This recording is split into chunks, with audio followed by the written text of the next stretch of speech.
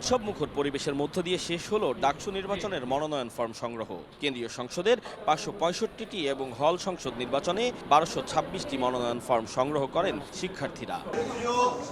সোমবার সন্ধ্যায় মধুর ক্যান্টিনে সংবাদ সম্মেলনে নির্বাচন বানচালের ষড়যন্ত্র চলছে বলে অভিযোগ করে ঢাকা বিশ্ববিদ্যালয় ছাত্রদল। নেতারা বলেন, মব তৈরি করে মনোনয়ন ফর্ম তুলতে বাধা সৃষ্টি করা হয়। জাতীয়তাবাদী ছাত্রদলের নেতাকর্মীরা মনোনয়ন ফর্ম সংগ্রহ করতে গেল প্রথম দিনেই তাদেরকে বাধা প্রদান করা হলো।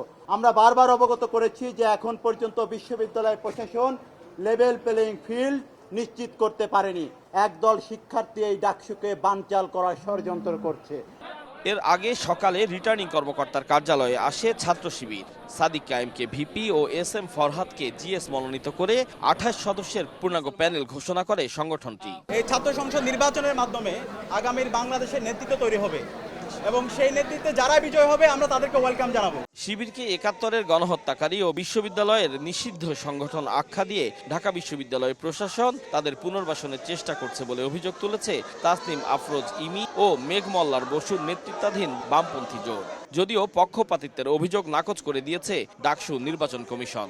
আমরা দেখতে পাই স্পষ্টভাবে এই বিশ্ববিদ্যালয় প্রশাসন একটা বিশেষ রাজনৈতিক দলের প্রতি পক্ষপাতিত্ব অবলম্বন করছে। এসে একটা অভিযোগপত্র দিয়ে গেছে, আমরা সেটা অ্যাকসেপ্ট করেছি। আমরা কারেক্টলি আইডেন্টিফাই করতে পারিনি, এরকম দুই একটা থাকতে পারে।